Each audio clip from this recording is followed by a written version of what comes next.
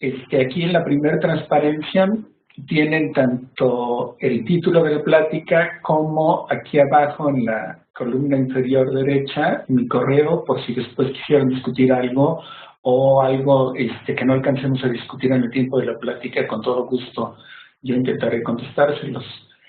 El título de la plática es esencialmente porque al parecer hay un divorcio enorme entre lo que es las dos contrapartes del panel internacional de cambio climático, el famoso IPCC. Los científicos dicen una cosa y la parte gubernamental, es decir, los negociadores, interpretan otra. Y entonces lo que se está implementando para la reunión en París es algo que no es de ninguna manera, o en manera alguna, no es lo que se necesita para eliminar, para no sobrepasar el límite de los 2 grados centígrados, que es el límite al que todos supuestamente estamos comprometidos desde la reunión de Copenhague, la reunión de las partes interesadas en Copenhague.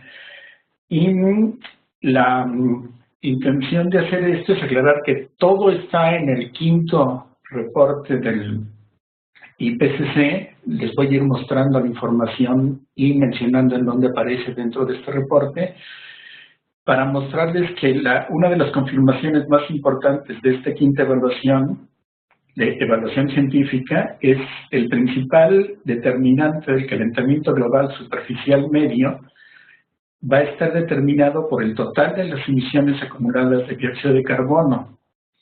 Este total no solo determina la temperatura superficial terrestre a finales del siglo, sino durante varios milenios posteriores, debido a a diferencia de otros gases de efecto invernadero, las emisiones de dióxido de carbono tienden a acumularse en el sistema que regula el clima. Esto también está en el reporte del IPCC. Este hecho por sí solo, el que se acumulen las emisiones de dióxido de carbono, tiene fuertes implicaciones sobre las políticas de mitigación. El objetivo, como ya les mencioné, es estabilizar la temperatura global debajo de los 2 grados centígrados. Para esto se requiere que las emisiones globales netas de dióxido de carbono sean nulas. En última instancia, lo que resulta relevante para el clima es el total de las emisiones acumuladas durante toda la época industrial y no, como se considera hasta ahora, el flujo o la tasa de emisiones de dióxido de carbono en algún lapso dado. Esto es terriblemente importante porque mucha gente, incluyendo, como les decía, algunos de los negociadores en los acuerdos internacionales, todavía piensa erróneamente que el objetivo en la mitigación del calentamiento global es la estabilización de las concentraciones atmosféricas de gases de efecto invernadero y que las tasas de emisión en el 2030 o en el 2050 o en cualquier década son determinantes cruciales para el éxito de la mitigación. Para estabilizar, lo que se necesita en la realidad es para estabilizar las concentraciones atmosféricas del dióxido de carbono, no es suficiente para estabilizar el clima. Aún y cuando se mantuviesen constantes las concentraciones atmosféricas de dióxido de carbono, el mundo continuaría calentándose por siglos, debido a la acumulación previa de dióxido de carbono emitido en el pasado. Estabilizar la temperatura del planeta requiere entonces que las emisiones globales netas de dióxido de carbono sean nulas, se reduzcan a 0, después de lo cual, ya una vez que se hayan reducido las concentraciones atmosféricas, independientemente de qué tan rápido se hayan reducido o no las concentraciones atmosféricas, la temperatura terrestre permanecerá constante, una vez que las emisiones se anulen. Si antes se creía que la vida media del dióxido de carbono tenía una duración de aproximadamente 200 años, ahora se reconoce muy claramente que cualquier cantidad de carbono fósil que se libere a la atmósfera continuará afectando al clima terrestre durante varios milenios. Y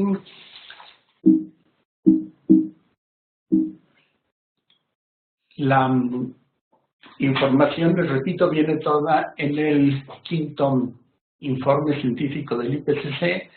Se los voy a ir mostrando poco a poco. Este es el tiempo de vida atmosférico del dióxido de carbono liberado a la hora de quemar combustibles fósiles. Este combustible alcanza un equilibrio en distintas partes de todo el sistema de lo que es tierra-atmósfera. Los reservorios se encuentran, como ya mencioné, en la atmósfera, en los océanos y en la biosfera terrestre. Este equilibrio necesita escalas de tiempo de algunos siglos para establecerse. Después, tenemos otra posibilidad, que es una escala de tiempo realmente mucho más lenta, que es este dióxido de carbono no se alcanza a eliminar por completo en la atmósfera, permanece una cantidad alta y los procesos que entran ahora son procesos geológicos, en donde la reserva más grande de carbono, que es la geológica, entra en juego. Estos son considerablemente más lentos. Se llevan del orden de milenios. Las medidas usuales que se toman para calcular la vida atmosférica del dióxido de carbono omiten una larga cola de la permanencia del dióxido de carbono en la atmósfera a la hora que se hacen cálculos y por lo tanto se subestima de manera muy fuerte la longevidad del calentamiento global antropogénico. El tiempo de vida, si uno hace los cálculos con todo el tiempo de vida, la evolución completa del dióxido de carbono, vemos que entre 20 y 35% del dióxido de carbono permanece en la atmósfera una vez que se ha alcanzado el equilibrio con los océanos. Ese equilibrio, como les mencioné antes, se alcanza en escalas de tiempo que van desde los 2 hasta los 20 siglos, pero aún así, después de que se establece el equilibrio, todavía tenemos entre un 20 y un 35% del dióxido de carbono que permanece en la atmósfera y sigue causando calentamiento. Es lo que les acabo de mencionar, sigue causando problemas. Y la otra escala de tiempo, que es la geológica, que es neutralización por el carbonato de calcio, reduce más la fricción atmosférica del dióxido de carbono que ha permanecido en la atmósfera, pero esto va en escalas que toman de 3 a 7 milenios. Esta es una imagen muy simplificada también del mismo reporte de lo que es el ciclo de carbono. No la voy a discutir, obviamente, porque es terriblemente compleja y muy difícil de entender si uno no es experto en estos temas. Les dejo la información nada más con lo que significan todas las figuras y todos los símbolos que están en esa figura. Y lo que sí, estas son las tablas en las que se ve que el balance neto de lo que llega a la atmósfera y lo que es capturado por el océano coinciden más o menos dentro de la incertidumbre de los modelos, pero esto tampoco es de mucho interés. Esta es otra imagen del ciclo de carbono mucho más simplificada todavía, en donde lo que les muestro es el ciclo de carbono entre los océanos, la atmósfera y por otro lado entre la atmósfera y la Tierra. Está el carbono separado en las diferentes formas en las que se encuentran en los sitios, obviamente en la atmósfera todo es dióxido de carbono, y las flechas tienen indicados cuáles son las tasas de intercambio del carbono entre estos tres reservorios de carbono. Obviamente son cantidades bastante relevantes las que entran en juego. Este es el ciclo cuyo equilibrio se alcanza de 2 a 20 ciclos. El otro que no está mostrado, que aparece ahora, es el proceso geológico de formación de rocas, que son las famosas reacciones de Urey, y la disolución esto ocurre en la tierra firme. Los silicatos de calcio con el dióxido de carbono se diluyen a través del agua y van a parar, se forman carbonatos de calcio y óxido de silicio que van a parar a los océanos. Este carbonato de calcio y el dióxido de silicio se utiliza para formar conchas y los esqueletos de muchos animales en el medio marino, y una vez que mueren se depositan y en el fondo del océano son posteriormente, ahorita lo vamos a ver un poco más en detalle en otra gráfica, regresados a la atmósfera a través de las erupciones volcánicas, pero ahora el carbonato de calcio se convierte en silicato de calcio y dióxido de carbono en forma de gas, es decir, se realiza la misma reacción para el sentido contrario, ¿de acuerdo? Estas tasas son a una escala muy pequeña y no tienen la rapidez que estas otras, por eso el equilibrio aquí se alcanza después de una cantidad enorme de tiempo, varios milenios. Esta es la cantidad de carbono que es muy relevante. Permítanme un segundo, por favor.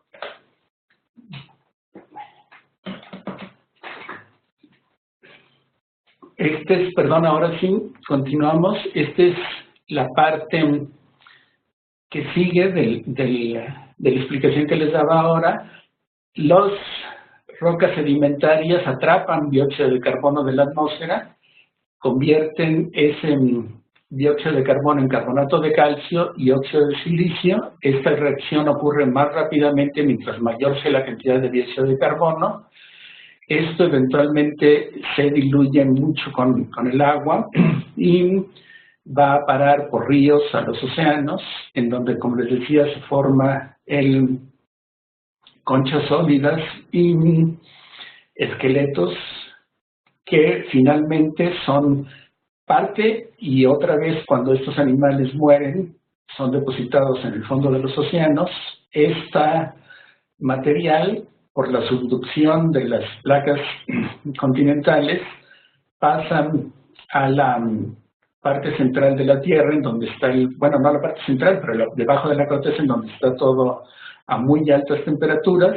Se realiza la misma reacción que estaba acá arriba en sentido contrario, se desgasifica el dióxido de carbono y entonces son expulsadas por los volcanes para regresar nuevamente a la atmósfera. Este es el ciclo que interviene a lo largo de milenios y por el cual sí se puede llegar a eliminar todo el dióxido de carbono que queda remanente en la atmósfera, pero que, les repito, toma de 3 a un número indeterminado de milenios, ya no de siglos.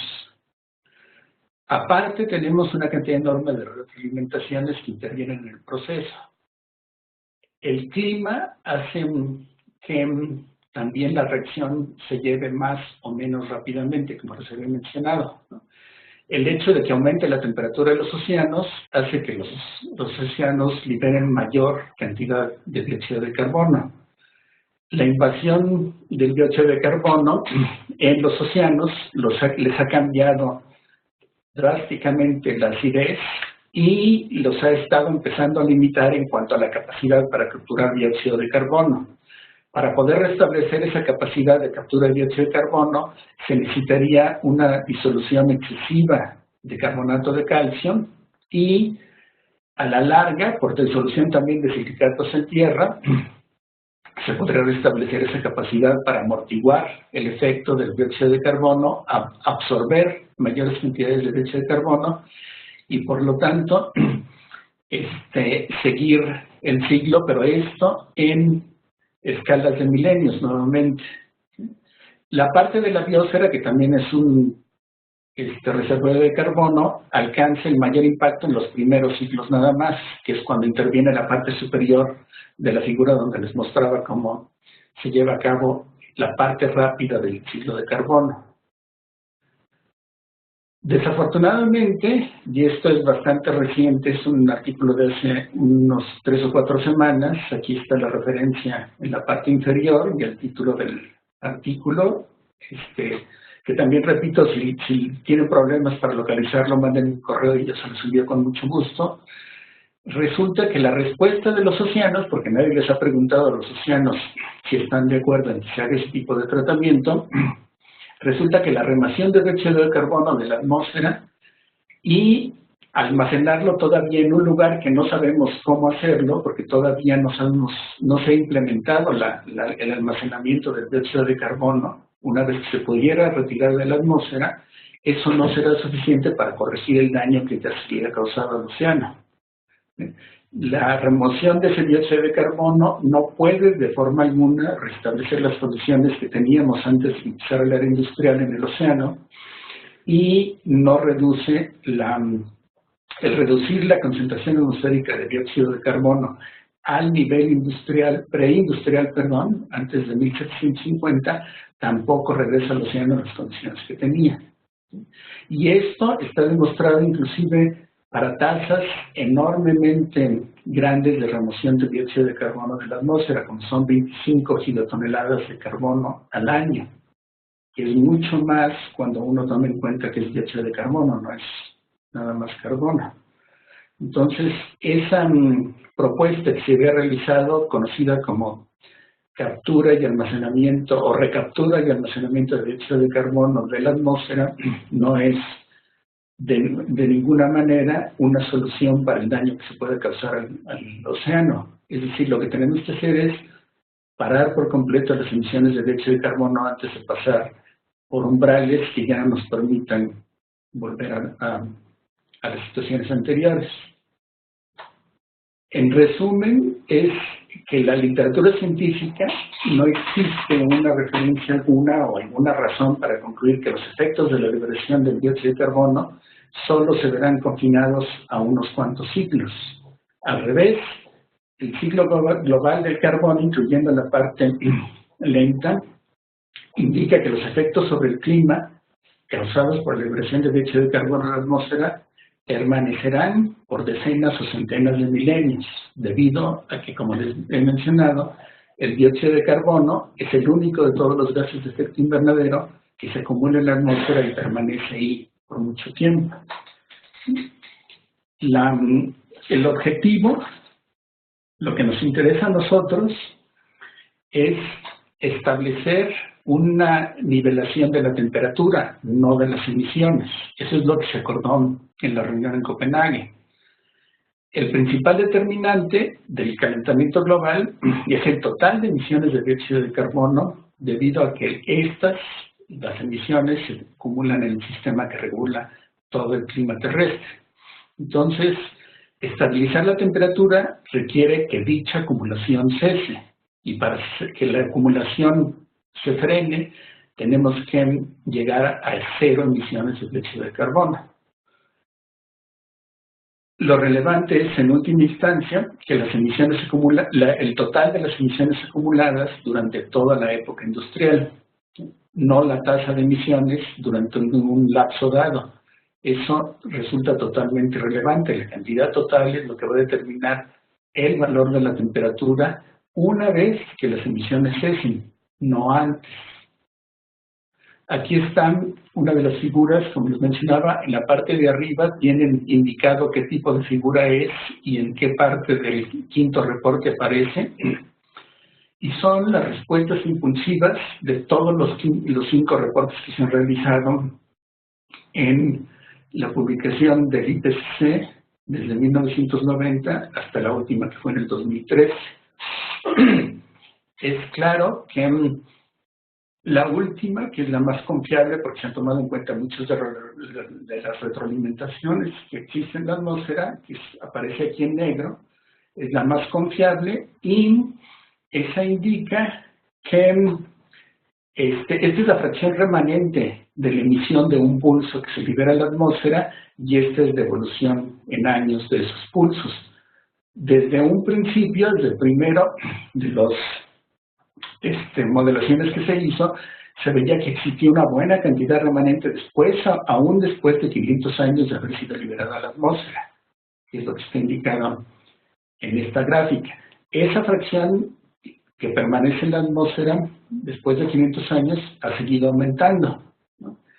Y la fracción llega ahora a ser alrededor de 28% de la emisión original y varía por las incertidumbres que todavía se tienen medidas con poca precisión entre el 18 y el 38%.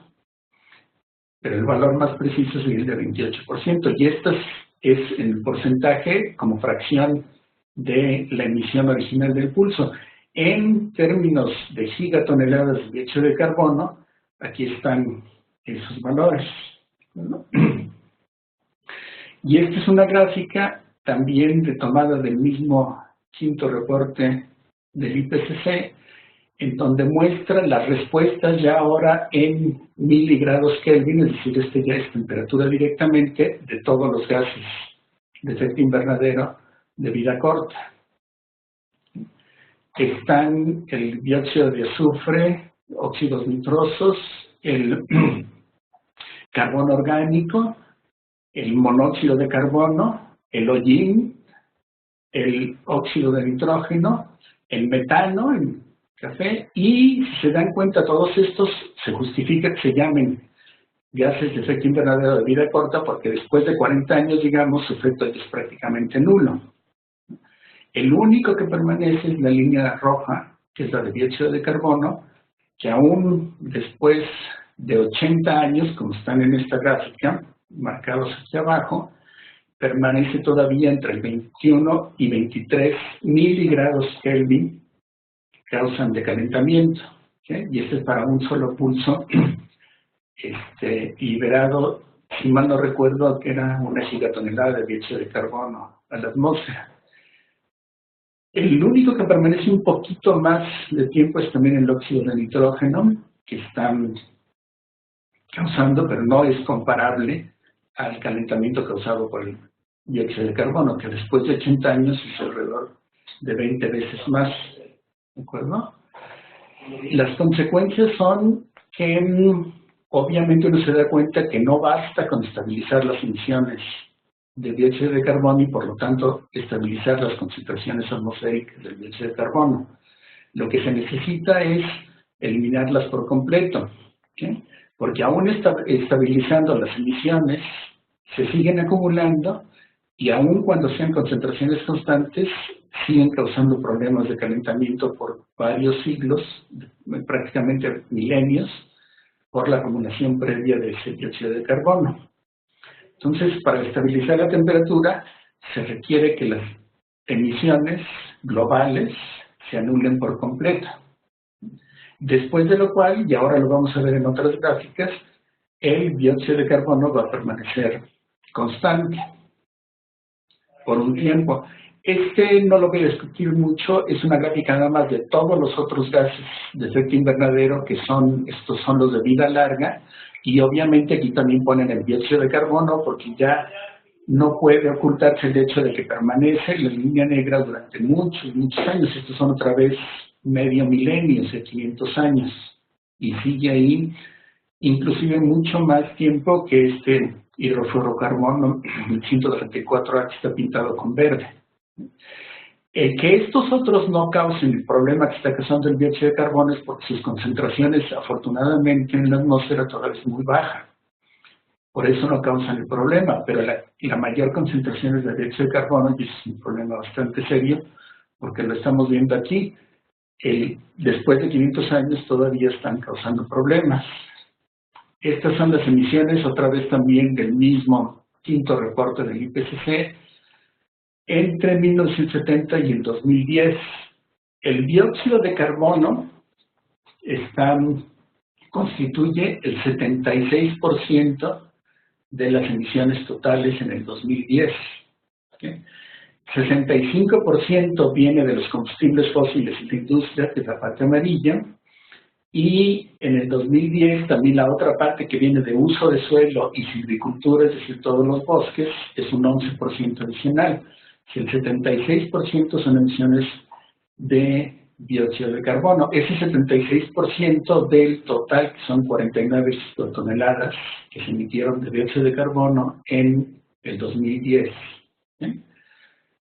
Las otras son por los otros gases, de los cuales obviamente el más importante es el metano, que es el azul claro, después el óxido de nitrógeno, que es el azul un poco más fuerte, y finalmente todos los otros gases fluorados son del 2%, gracias a que todavía es relativamente baja su abundancia en la atmósfera.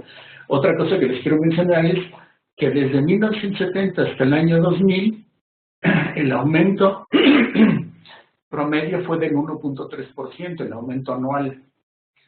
Y del 2000 al 2010 prácticamente lo duplicamos. Llegamos a ser del 2.2% de las abundancias presentes por año, las hemos ido aumentando. Esto es obviamente por la razón que les mencionaba. Las personas que toman a nivel gubernamental las decisiones no entienden realmente lo que están proponiendo y no están resolviendo de fondo los problemas que plantean los científicos, que hemos causado todos. Entonces, esta también es otra figura tomada del quinto reporte, en donde se ve que la trayectoria en negro, que es esta que baja luego que empieza a disminuir a partir del 2020, es de los escenarios la más baja, la que significa empezar luego a reducir las emisiones de una manera drástica. Las otras tres, que son las que están en color rojo, y la que está aquí de manera entrecortada con un azul, de mantener las emisiones constantes al valor que tenían en el 2010 y seguir con ese mismo valor hasta el 2045, 2044, si no recuerdo, es esta otra que después tiene que caer drásticamente, es decir, reducirse inmediatamente en un solo año y después ya no permitirse ninguna emisión. Estas son ilustraciones nada más ilustrativas. La que sí está calculada en serie es la que les decía, la del escenario 2.6. Esto lo que indica es que mientras más tiempo tardemos, porque se dan cuenta las emisiones, el pico de las emisiones ocurren a distintos años, mientras más tardemos en iniciar la reducción de las emisiones, mayor va a ser la tasa con la que las emisiones deben de caer, que ahorita les muestro otra gráfica. Otra de las cosas que es interesante es que nada más en estos últimos años, estas 4 posibles trayectorias para reducir las emisiones causan en el lado derecho prácticamente el mismo calentamiento, pero son las únicas que permanecen debajo de los 2 grados centígrados, que es el compromiso. Lo que les mencionaba, bueno, son los años en los que llegan al máximo cada una de las trayectorias. En el 2043 es cuando les digo que si hiciéramos esto de mantenerlas constantes, que ya no lo hicimos porque ya pasamos obviamente, estamos en el 2015 y no las mantuvimos constantes, hemos seguido aumentándolas. Pero aún así, llegando al 2043, tendríamos que haberlas cesado de golpe y ya no permitir ninguna emisión. Y hay trayectorias en las cuales no solo debería haber llegado a cero, sino que además se tendrían que haber empezado a realizar captura del dióxido de carbono en la atmósfera para no seguir causando problemas y que no pasáramos el límite de los 2 grados centígrados, que es otra vez lo que ocurre a partir de más o menos este punto. Pero como ya vimos en el océano, eso no funciona. El océano va a seguir aumentando la acidez y por más que retiremos dióxido de carbono en la atmósfera, el daño causado a la acidez en los océanos y a la salinidad ya no va a ser posible repararlo. Estas son otra ilustración de cuál es la disminución anual que requerimos para no pasar el límite de los 2 grados centígrados. La primera línea que les muestro es la de y si empezamos a reducirlas a partir de este año. ¿Sí? Y acá abajo están las emisiones anuales negativas en gigatoneladas de dióxido de carbono que tendríamos que retirar. Emisiones negativas significa el número de toneladas de dióxido de carbono que tendríamos que retirar de la atmósfera para evitar males mayores. Las primeras curvas van a mostrar que no es necesario retirar dióxido de carbono de la atmósfera y equivalentemente se puede interpretar como el porcentaje del terreno cultivado que se necesitaría obligatoriamente dedicarlo exclusivamente a capturar dióxido de carbono, que es una de las posibles formas de retirar dióxido de carbono de la atmósfera, convirtiéndolo en biomasa. Entonces, esta curva indica que si aquí paramos en el 2015, aunque reduzcamos con esta tasa de 2.2% el dióxido de carbono al año, a lo largo de todo este lapso, que es la pendiente que va bajando aquí, para el 2070 ya habríamos eliminado por completo las emisiones y podríamos satisfacer el límite no rebasar el límite de los 2 grados centígrados. La siguiente curva es la que ocurre en 2020, y aquí obviamente si esperamos todavía más hasta el 2020 y empezamos a reducirlas, la reducción de las emisiones tiene que ser mucho mayor, ¿verdad?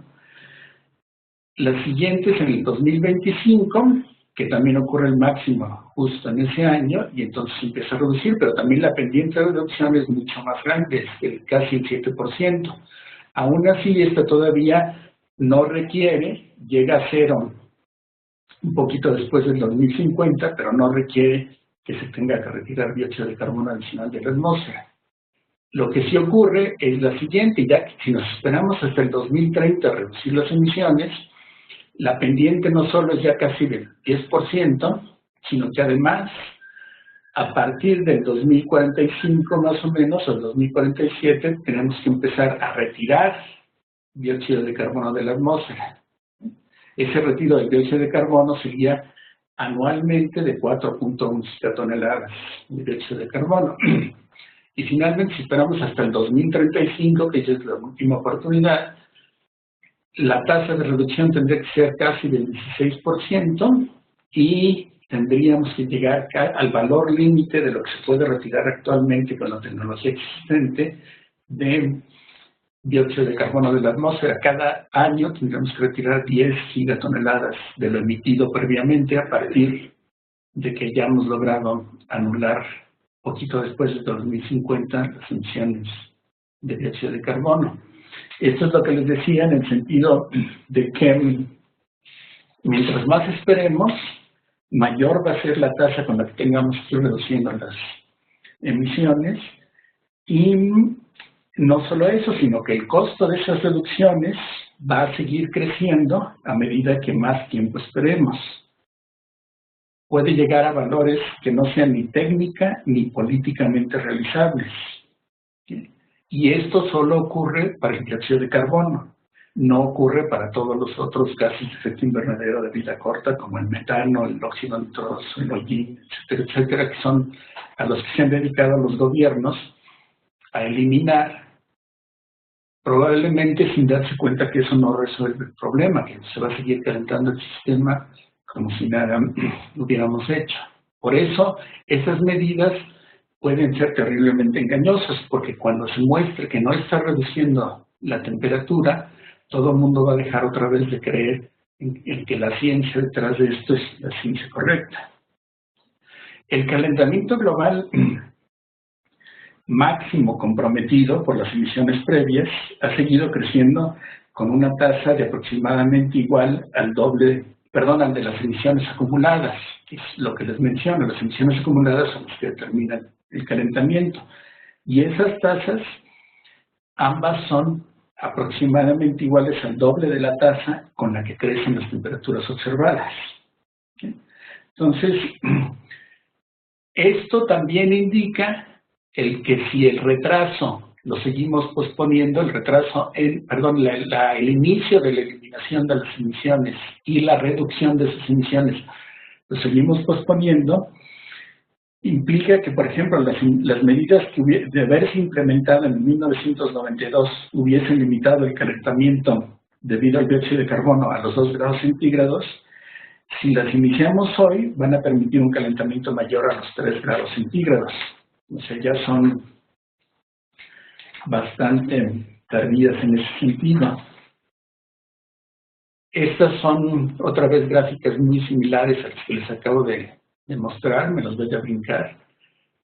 No tiene caso, es nada más otra vez mostrarles aquí que mientras más se reduce, más tardemos en implementar el inicio de las reducciones, es decir, mientras más tardemos en llegar al máximo de emisiones, mayor es la pendiente o la tasa con la que tendremos que ir reduciendo las emisiones de dióxido de carbono. Entonces, estas son las cosas que les acabo de mencionar. Me las voy a brincar y esta es la figura a la que quería llegar. Esta figura tiene muchas cosas muy importantes y es de donde se pueden sacar muchas conclusiones. Cada una de estas trayectorias, la línea que va en negro son las emisiones históricas que hemos realizado hasta el 2010, a partir desde 1870. ¿Sí? Es esta línea negra. Las otras líneas coloreadas son, según este recuadro que está acá, es, por ejemplo, la azul marino es la del escenario de 2.6, la azul celeste es la del 4.5, la amarilla del RSP6 y la roja del RSP 8.5. El rango en las emisiones es esta banda por los errores que todavía desconocemos, la precisión que tenemos en los modelos. La línea la parte en gris ejemplifica nada más el calentamiento debido al dióxido de carbono. ¿Sí? Es decir, esta curva, la línea negra clarita, es lo que va a seguirse calentando, que está en el eje izquierdo, si emitimos nada más dióxido de carbono, y la imprecisión otra vez en las emisiones de dióxido de carbono es esta banda gris que está alrededor de esta línea negra. ¿Sí? Otra cosa que es muy importante es mostrar que cada uno de estos puntos indica una década a lo largo de cada una de las trayectorias. Y se dan cuenta la de seguir emitiendo dióxido de carbono a lo loco, cada vez la rapidez con la que aumenta es mucho mayor, es decir, cada vez están más separados los puntos que indican una década para llegar hasta el 2100. Si reducimos un poco las emisiones, como es el caso del RCP6, entonces no llega tan lejos, pero de todos modos sí crecen, por ejemplo, en comparación, el transcurso de las décadas, en comparación con el RCP 4.5, y este todavía crece mucho más respecto de el RCP 2.6.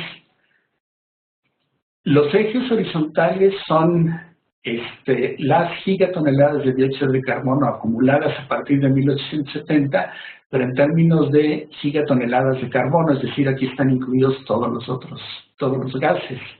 Este es el mismo eje, pero en otras unidades, porque estas son gigatoneladas de dióxido de carbono. Obviamente, si al carbono que está acá abajo le agregamos 2 átomos de oxígeno a cada uno de los de carbono, la cantidad de toneladas pues, es mucho mayor.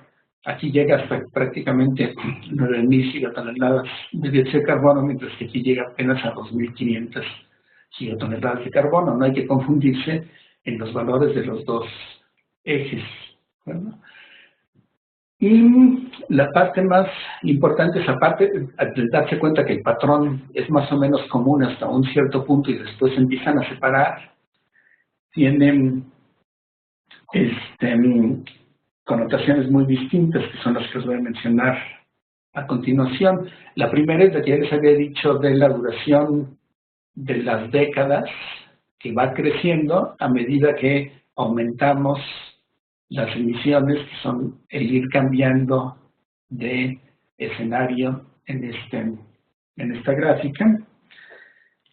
La parte más importante, si se dan cuenta, la que domina esta tendencia son las emisiones de dióxido de carbono, que exclusivamente están graficadas aquí en la línea negra, como ya les había mencionado.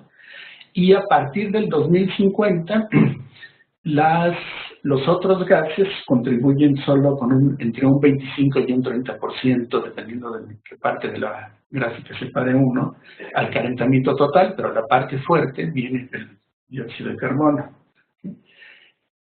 Obviamente, la línea roja marca el límite de los 2 grados centígrados, que es el que tenemos que respetar, y la única trayectoria que permanece debajo de esos 2 grados centígrados es el azul marino, que corresponde al escenario 2.6. Este escenario, les voy a platicar un poquito más en detalle, significa que a partir del 2050 se eliminan por completo las emisiones de dióxido de carbono.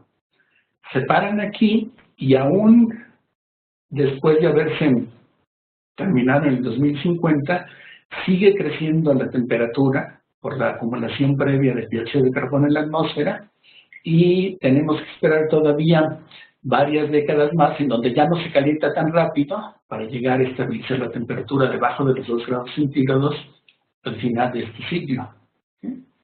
pero esa es la única posibilidad que tenemos de permanecer por debajo de los 2 grados centígrados.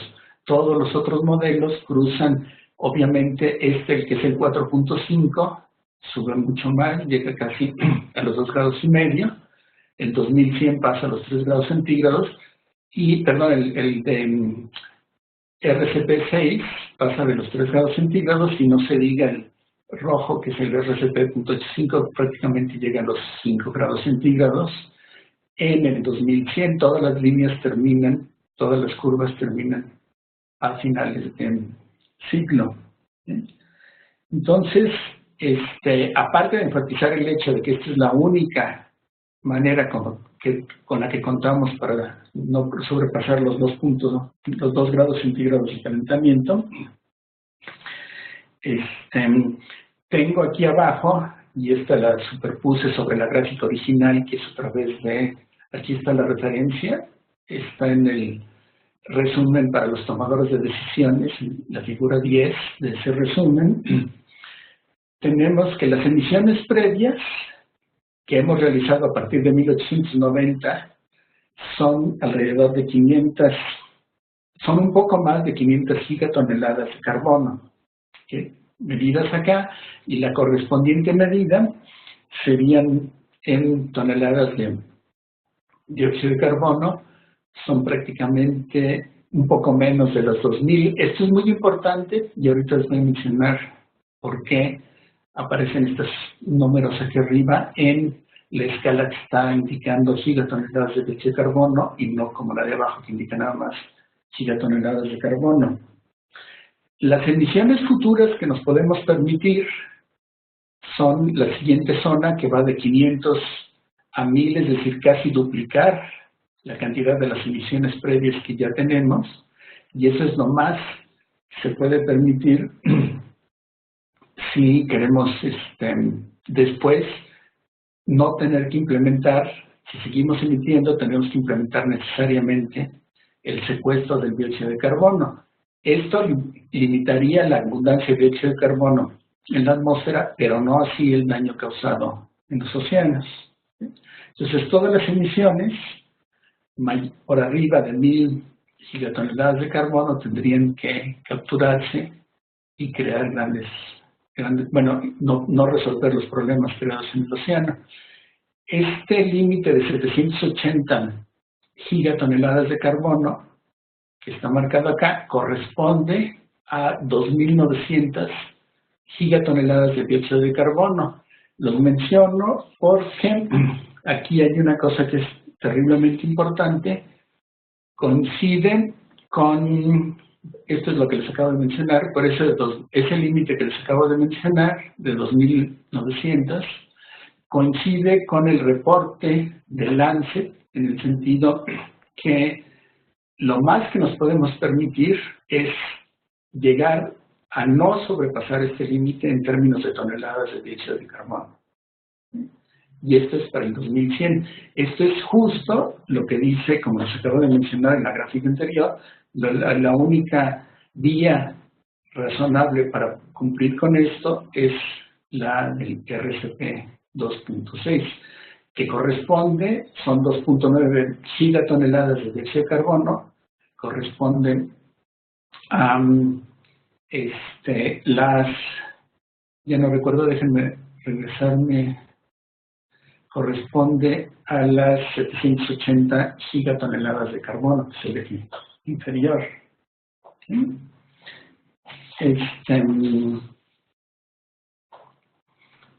Estos son los puntos que hemos discutido, y en cuanto a la mitigación, la probabilidad, aunque sea modesta, de no sobrepasar los 2 grados centígrados, las emisiones no deben de sobrepasar este límite, ¿no? Que es un poco más de lo que ya se emitió, es decir, lo que menciona el Lancet es justo lo que corresponde con el escenario RCP 2.6, y el reducir las tasas de acumulación del dióxido de carbono no ayuda para nada, a menos que se eliminen por completo las emisiones. O sea, no se trata de controlar las tasas de emisión, o las que corresponden a tasas de acumulación en la atmósfera, sino de lo que se trata es de eliminar por completo esas emisiones. Se han propuesto muchas medidas, como mejorar la eficiencia energética, todo este tipo de cosas, de cambiar focos por LEDs y cosas por el estilo, pero estas son totalmente medidas secundarias que no van a servir a menos que lleguemos a la eliminación total de las emisiones de dióxido de carbono. Esta es perdón, aquí está la referencia completa, este es el título del reporte de Lancet. Aquí está una imagen tomada de la portada del número especial, que es un reporte comisionado por la revista Lancet. Y en la parte principal, que es el resumen de todo el trabajo, encuentran ustedes aquí luego lo que les mencionaba de las 2.900 gigatoneladas de dióxido de carbono en los próximos entre 15 y 30 años. O sea, ese es el límite que no debemos de sobrepasar en forma alguna, porque si lo hacemos ya no va a haber vuelta atrás. En términos de dióxido de carbono, el total del presupuesto, que serían estos 2.900 gigatoneladas de dióxido de carbono, ya hemos emitido 1.900 entre 1870 y 2012, y solo podríamos emitir otras 1.000 cuando mucho. Y esto otra vez está tomado del quinto reporte del IPCC. La tecnología más prometedora que les mencionaba para no sobrepasar ese límite, o en todo caso llevar a las eliminaciones que ya hubiéramos realizado, era la captura y el almacenaje de dióxido de carbono, pero todavía no tenemos implementado cómo lo vamos a almacenar. Y el uso de nuevos métodos, ¿no?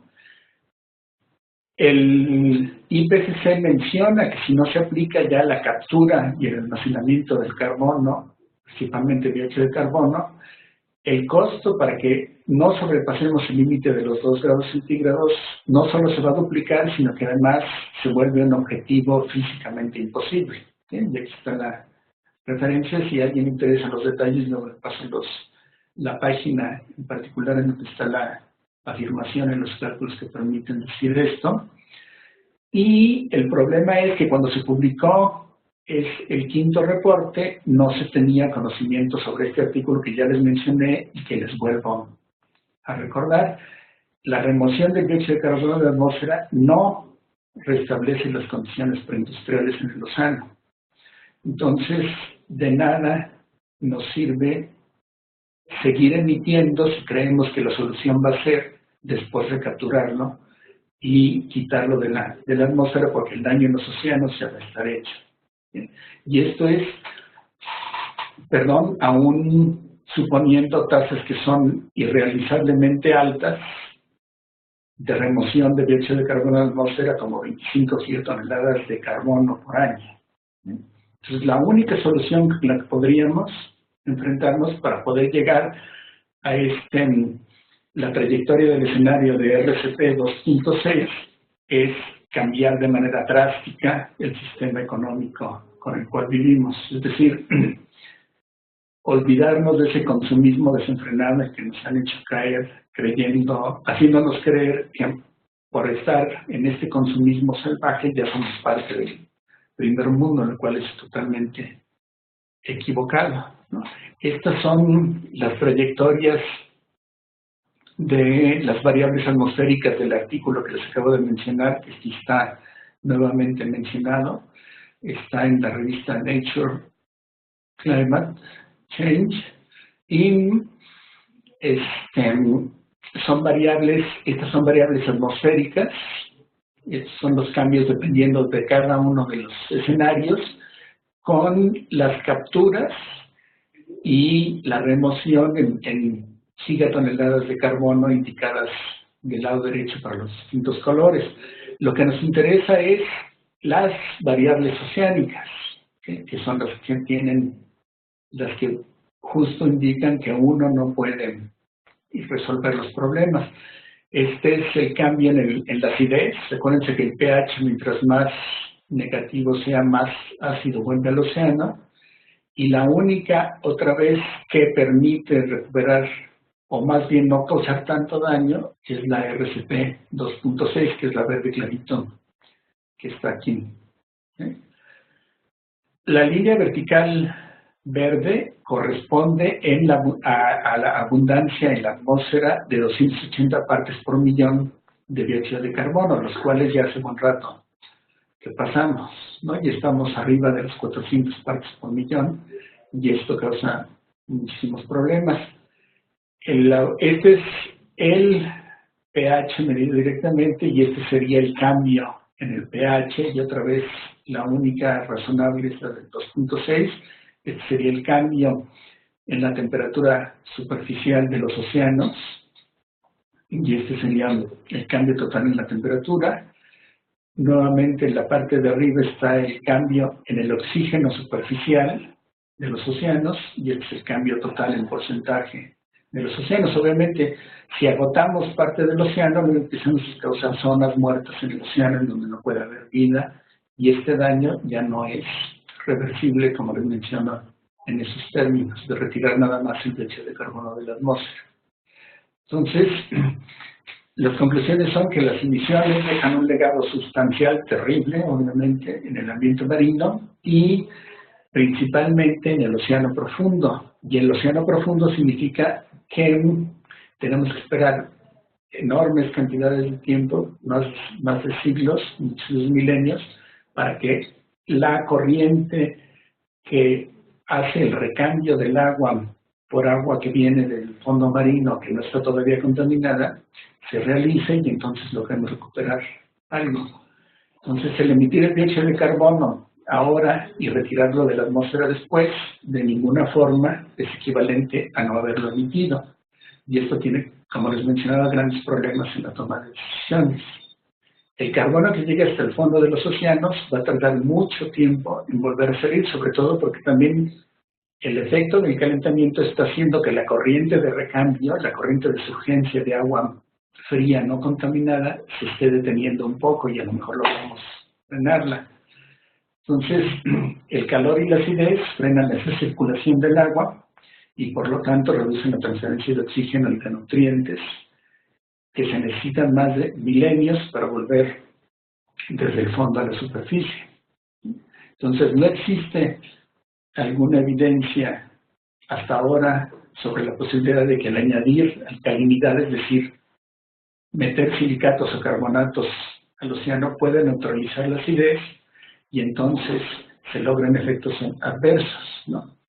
A escala global significaría estar no solo extrayendo, sino también triturando volúmenes anuales de rocas varias veces mayores a la producción actual de carbón del que se utiliza para generar corriente eléctrica en muchas plantas de muchos países en el mundo todavía. Este es el artículo de justo el resumen realizado por el Consejo de Investigación Nacional de Estados Unidos, de las Academias Nacionales de Ciencias, y lo que indica es que el remover el dióxido de carbono y el secuestro confiable de ese dióxido de carbono no es solución posible. Hay otra, sobre todo muy adecuada al caso de México, que es lo que hicieron los holandeses. Un pequeño grupo ambientalista, se llama Urgenda, en Holanda, lo que hizo fue demandar a su gobierno. Acuérdense que Holanda le ha ganado mucho terreno al océano y está a punto de perderlo, junto con Bélgica, que también le han robado terreno al océano, y están a punto de perderlos porque el nivel de los océanos sigue subiendo. Entonces demandó a su gobierno por no haber tomado las medidas necesarias para que se logre frenar el calentamiento, y entonces no pierdan pues más de la mitad de su país con las inundaciones. Esto está siendo traducido a muchos idiomas, no se los voy a mencionar en detalle, pero otra vez es todo con la idea de no sobrepasar este límite de los 2 grados centígrados, y la demanda obligó al equivalente, no existe ya obviamente, pero el equivalente de lo que sería la Suprema Corte de Justicia en México, a que le exigiera al gobierno tomar las medidas adecuadas para reducir las emisiones de forma tal que este límite de los 2 grados centígrados, otra vez está marcado, no sea sobrepasado. Entonces, comparar los gases o los otros gases de efecto invernadero de vida corta con el dióxido de carbono, ahora, después de lo que les acabo de platicar, creo que es un poco ridículo, sobre todo porque eso es lo que han tomado la gran mayoría como medida de adaptación, como medida de mitigación, perdón, y la gran mayoría de los gobiernos, reducir metano y hollín, porque son los que resultan ser los métodos menos caros y porque tienen impactos relativamente medibles a corto plazo. ¿Okay? Reducir las emisiones de metano, por ejemplo, a la mitad, implica reducir sus abundancias atmosféricas en la misma cantidad en alrededor de 2 décadas. En el caso del dióxido de carbono, lo único que implica reducir las emisiones de dióxido de carbono a la mitad, lo único que implica es que sigue aumentando la concentración de dióxido de carbono, pero ahora lo haga a la mitad de la velocidad con la que lo venía haciendo, lo cual, si sigue acumulando, pues no elimina para nada el aumento de la temperatura. Estas medidas solo van a tener impacto cuando la reducción de los otros gases de efecto invernadero, como metano, hollín y todas las otras que han tomado los gobiernos, siempre y cuando se reduzca ya las emisiones de dióxido de carbono de manera muy drástica y se terminen con las emisiones antes de llegar al 2050.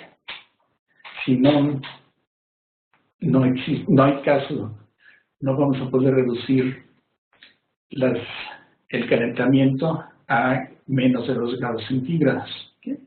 De acuerdo a la Convención Marco de la ONU, la reducción solo se va a volver importante cuando las emisiones de dióxido de carbono se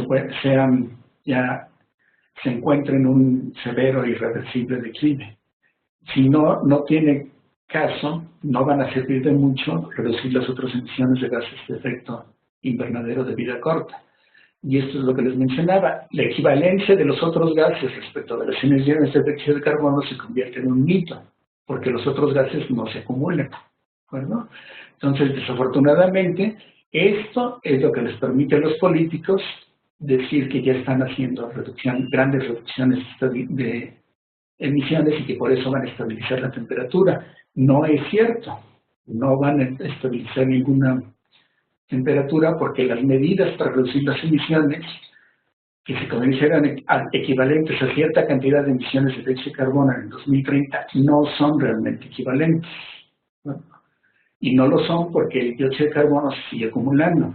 Entonces, las medidas como la captura y almacenamiento del carbono proporcionan una ruta para llegar a emisiones nulas o negativas, pero las otras no lo hacen, ¿de acuerdo? Entonces, los otros gases de efecto invernadero de vida corta, no importa cuánto se reduzcan, si no se ha reducido el dióxido de carbono, de nada sirven. Entonces, en ausencia de un plan para lograr las emisiones netas nulas de dióxido de carbono, las medidas a corto plazo van a fallar irremediablemente y por lo tanto es necesario reconocer la importancia de eliminar las emisiones de dióxido de carbono para que estas otras medidas de eliminar las emisiones de los otros gases de efecto invernadero de vida corta tengan algún efecto. Y esto está resumido en esta figura. Tenemos alrededor de 15.000 gigatoneladas de dióxido de carbono en todos los recursos fósiles almacenados sabiamente por la naturaleza en el subsuelo, y lo más que podemos lanzar a la atmósfera son 1.000 gigatoneladas de dióxido de carbono, de las cuales ya llevamos más o menos la mitad emitida, y por lo tanto todo esto se tiene que seguir quedando allá abajo. Eso es todo, les agradezco mucho su atención y como les mencionaba, si tienen alguna pregunta o quieren comunicarse conmigo en forma posterior, con todo gusto, a través de este correo, o ahorita en los minutos que tengamos todavía disponibles, si queda algo, podríamos intentar hacerlo. Muchas gracias.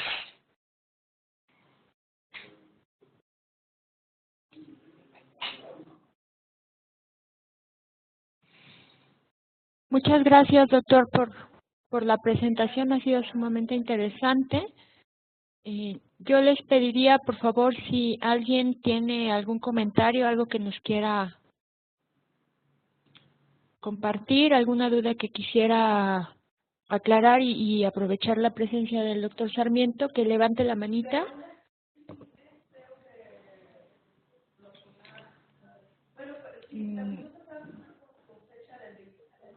¿Alguien que quiera hacer alguna pregunta? De cualquier manera, bueno, los materiales, la presentación, alguna bibliografía que nos recomienda el doctor van a estar en línea próximamente. Entonces, por favor, si alguien quisiera compartirnos algo, levante la manita.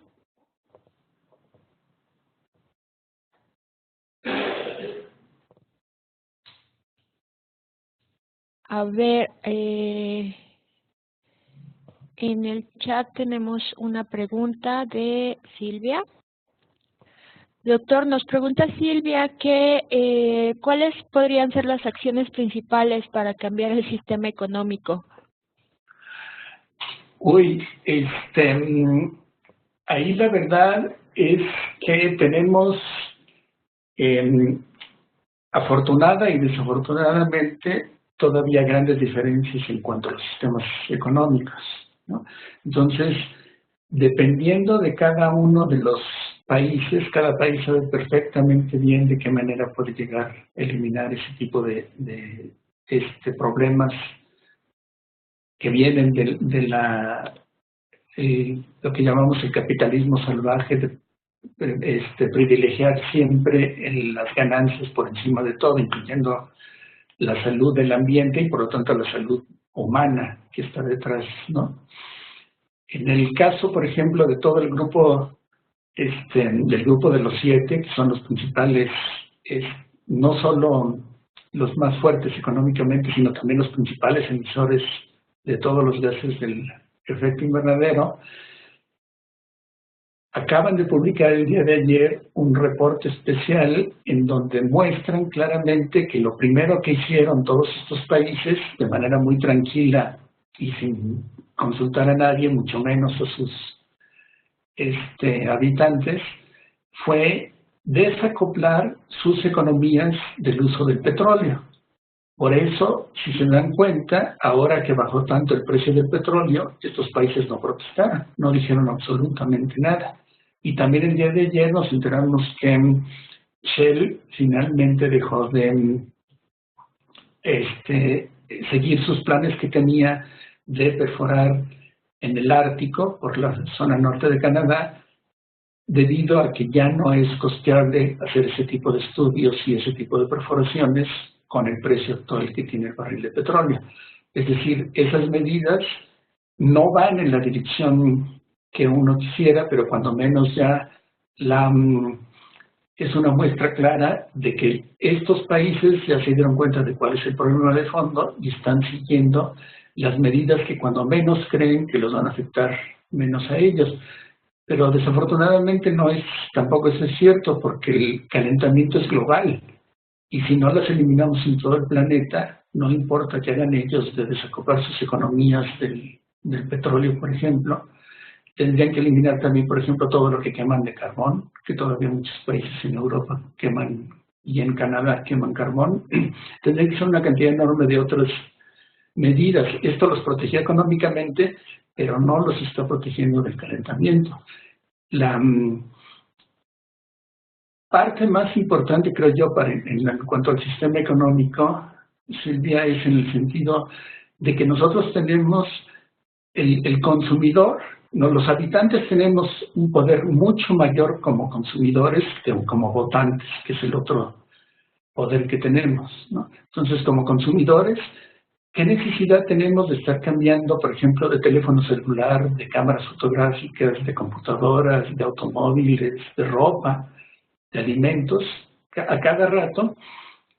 Sí, eso para nada sirve, ¿no? Por ejemplo, los celulares vienen con un manual que yo dudo que alguien lea en todo el tiempo que le dure el celular en sus manos.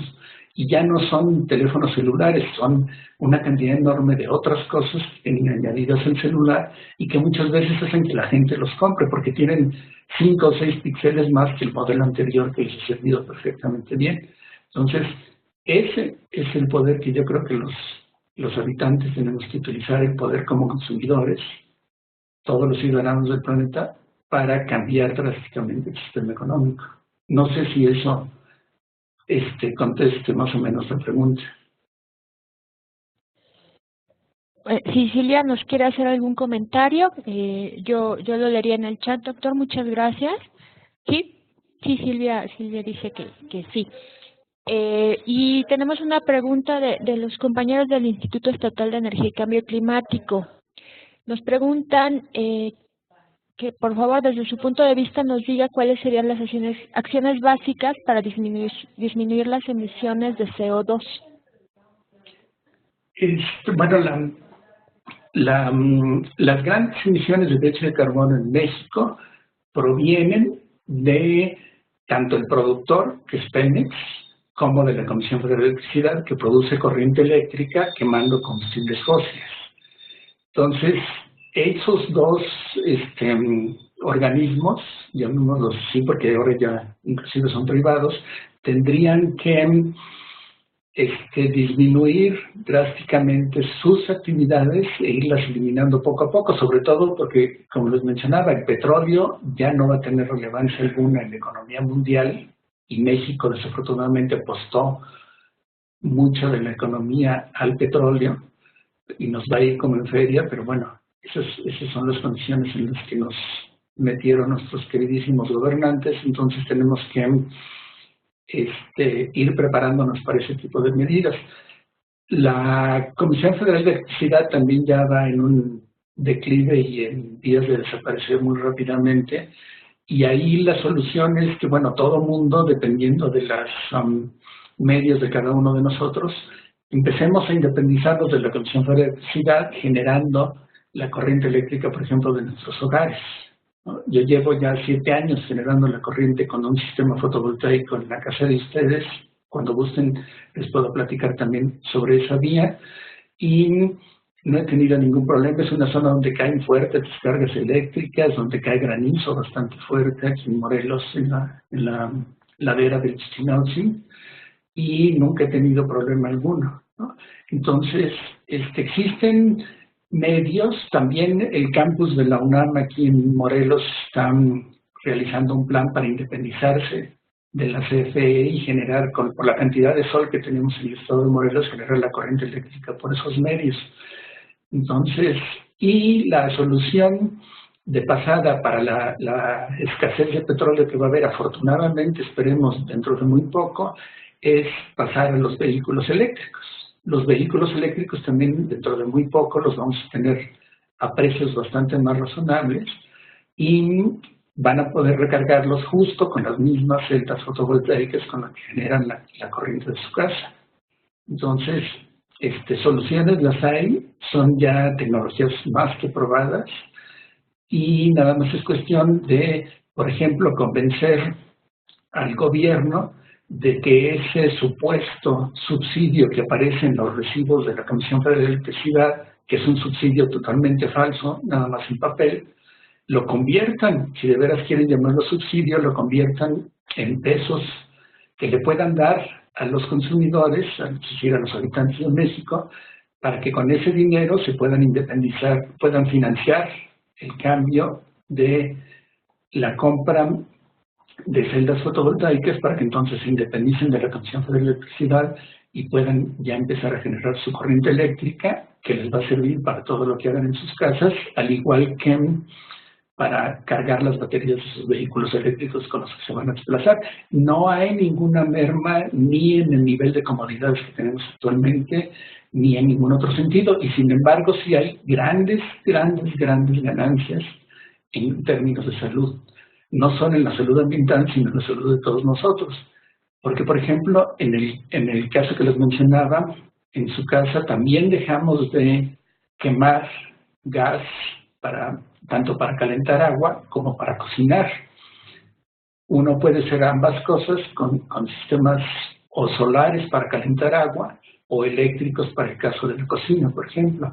Y el cambio es tan drástico que después de 3 o 4 meses de ir eliminando ese olor a gas quemado que tienen todas las cocinas mexicanas actualmente, uno empieza a gustar mucho más la comida y a detectar mucho más fácilmente todos los ingredientes que vienen en los alimentos que uno está consumiendo, porque no tiene ese fondo de gas quemado que le está saturando tanto las papilas gustativas como el olfato.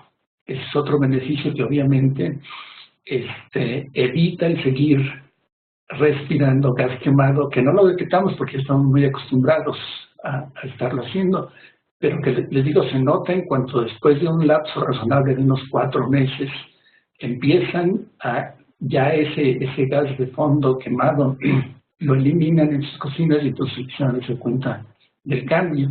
Hay muchas otras formas, y les digo con todo gusto, yo les podría platicar de la experiencia en la casa de ustedes, y sobre todo también a nivel a nivel bastante más grande, en lo que se está planeando para hacer aquí, que hagamos en las instalaciones de la UNAM en Cuernavaca, Morelos. Eso es lo que les podría mencionar así más o menos de manera directa y rápido. Y si hay alguna otra, o requieren de más información, que por favor me escriban del Instituto Estatal y con todo gusto se los contesto. Por cierto, me gustaría saber, ¿es Instituto Estatal, pero de qué estado?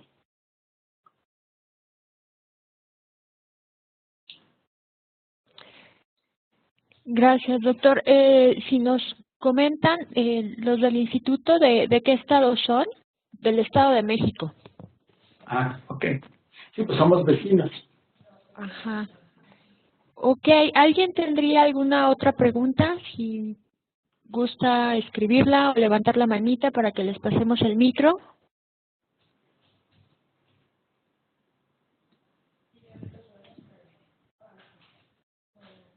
Ok, seguramente lo van a contactar, doctor, del instituto. Es lo que me están comentando por el chat. Entonces, bueno, si nadie más tiene preguntas, pues le agradecemos muchísimo, doctor Sarmiento, por la plática que nos dio. Es otra manera de hacer un análisis de la información que está disponible en relación al cambio climático. Y fue realmente un placer tenerlo aquí con nosotros. No sé si nos quiera dar algún mensaje para cerrar la sesión. Muchísimas gracias a ustedes, Laura, y ojalá de veras la información también, si no la pueden conseguir directamente contigo, que creo que sí, pero en todo caso también podrían mandar un correo y yo les mando mucho de lo que mandé, de lo que les presenté en mayor detalle para que lo puedan analizar y ver con más cuidado. Las gracias es al revés, van de aquí para allá. Y ojalá y de veras esto tenga eco y empecemos pronto a tomar medidas para dejar de estar emitiendo de manera tan torpe, por decirlo de la manera más suave posible. Gracias, doctor. Sí, bueno, en breve haremos lo posible por tener ya la información disponible, pero si alguien requiere de mayores detalles o quiere saber más, el doctor con muchísimo gusto podría atender sus correos electrónicos. Pues nuevamente muchas gracias a todos por su participación.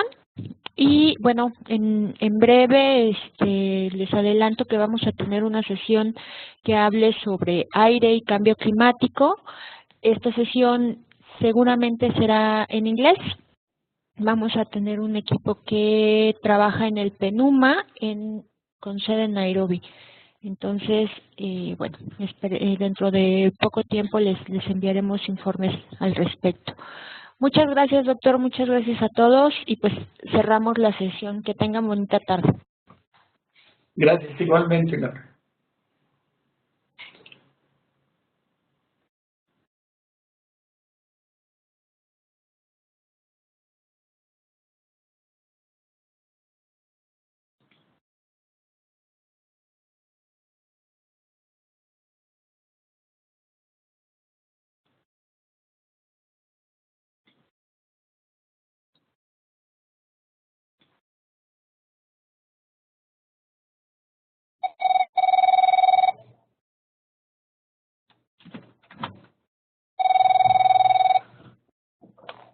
Buenos días.